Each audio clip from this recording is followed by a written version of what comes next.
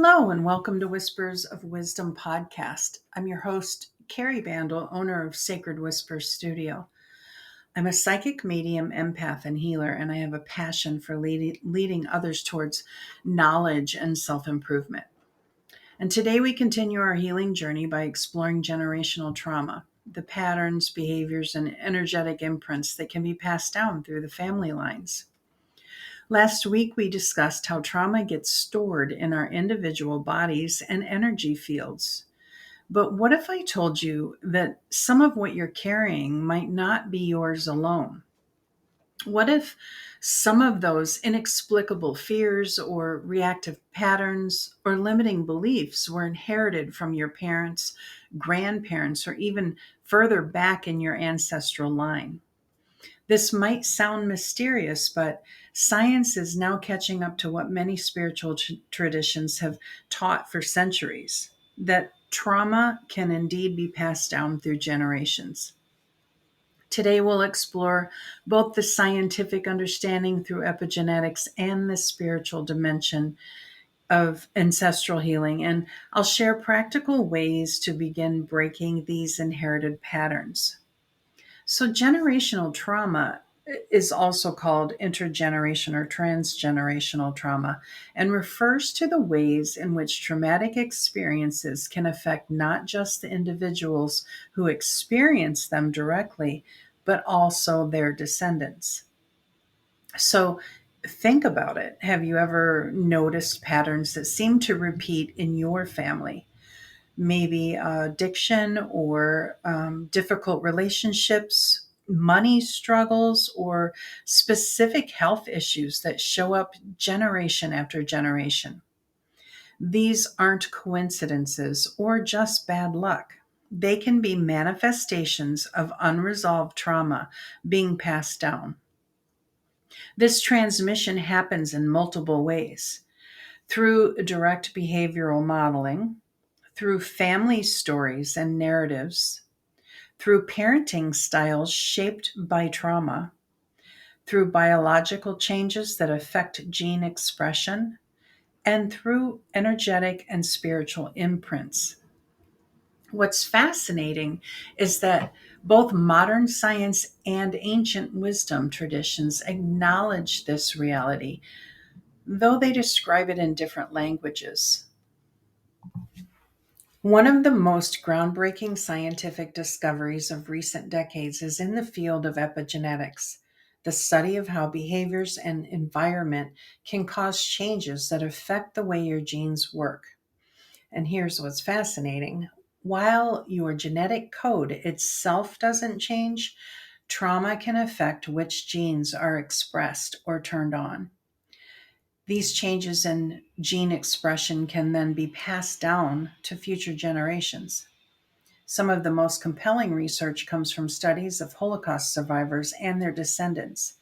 Researchers found that children and even grandchildren of survivors showed alterations in stress hormone levels and specific genes associated with stress response, even though they themselves never experienced the Holocaust. Similar studies have been conducted with descendants of famine survivors, showing metabolic changes persisting generations later. And research with animals has demonstrated that fear responses to specific stimuli can be inherited by offspring who never encountered those stimuli directly. What does this mean? Your body's very biology might be carrying the imprint of what your ancestors experienced. If your grandmother lived through war or famine, if your father grew up with an alcoholic parent, or if your mother experienced chronic stress during pregnancy, these experiences may have created physiological changes that were passed down to you. Does this mean you're destined to repeat these patterns? Far from it. Understanding these influences is actually the first step towards liberation. Here are some spiritual perspectives on ancestral patterns. Long before science discovered epigenetics, indigenous and spiritual traditions worldwide recognized that we carry the unresolved experiences of our ancestors. In many Eastern traditions, this relates to karma, the understanding that energetic patterns continue until they're consciously resolved. Many indigenous cultures practice specific rituals to heal ancestral wounds and honor their forebears. From an energetic perspective, these patterns can manifest as blockages or distortions in your energy field that correspond to similar patterns in your ancestral line. Some spiritual traditions believe that we may even incarnate into specific family lines precisely to heal particular patterns. What's beautiful about these traditions is that they don't just recognize the challenge, they provide frameworks for healing. Ancestral reverence practices, lineage healing rituals, and prayers for ancestors all acknowledge both our connection to those who came before and our power to transform these patterns. The common thread across these traditions is the recognition that by healing ourselves, we also heal our lineage, both backward in time for our ancestors and forward for generations to come. How do you know if you're carrying generational trauma? Here's some signs to look for. First, reoccurring family patterns like similar relationship dynamics, financial issues, or addictions, even health problems that appear across generations.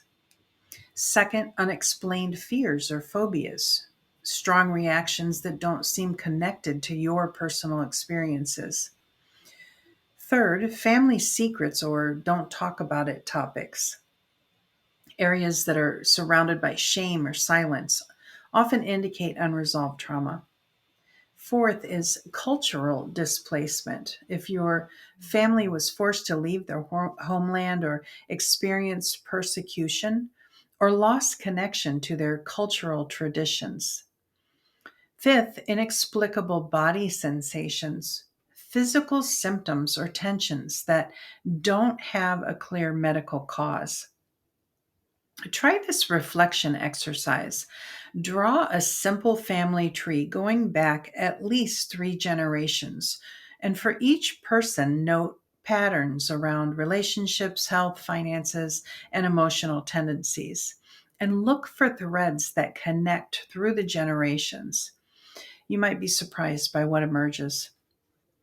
Also, pay attention to family sayings or beliefs that were passed down, like money doesn't grow on trees, or don't trust outsiders, or no one in our family ever.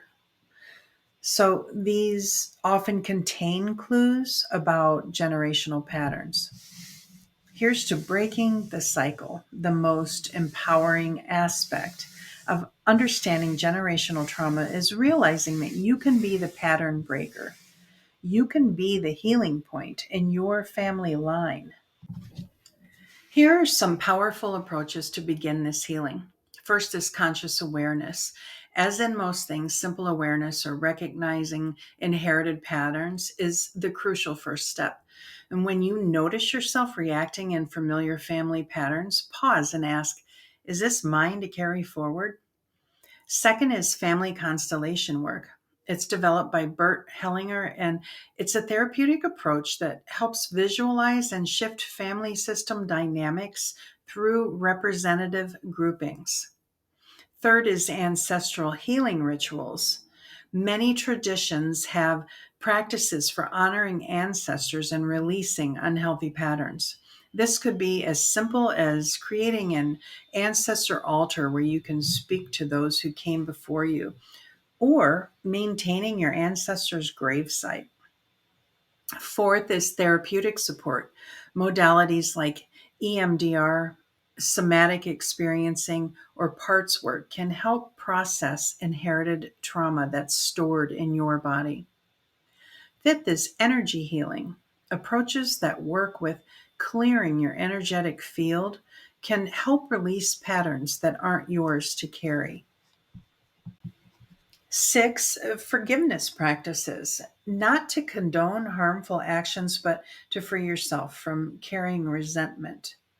Ho'oponopono is one powerful Hawaiian forgiveness practice. It involves taking responsibility for your actions, seeking healing through self awareness, forgiveness, and gratitude. It's described as a way to make things right. 7 is reparenting yourself, learning to give yourself the safety, validation, and love that may have been missing in your family line. 8 are spiritual rituals. I once walked my property line with a small amount of salt, and I spread a tiny bit of it as I walked the property. Mentally, you can do it out loud or in your head, setting the intention that the scarcity mindset leave my property and myself. There are several ways to do rituals, but this one worked for me. It can be used with any intention like love or safety. It can also be done inside your home if you live in an apartment or a condo.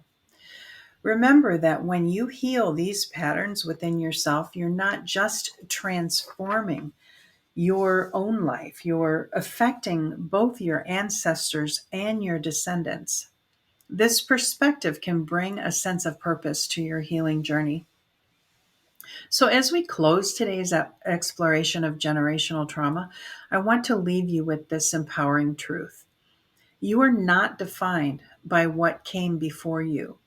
You carry the DNA, the stories, and perhaps some of the wounds of your ancestors. But you also have the power to write a new story. In many ways, you may be living out the unlived dreams of those who came before you. Perhaps you have opportunities for education, creative expression, or personal freedom that your ancestors could only imagine.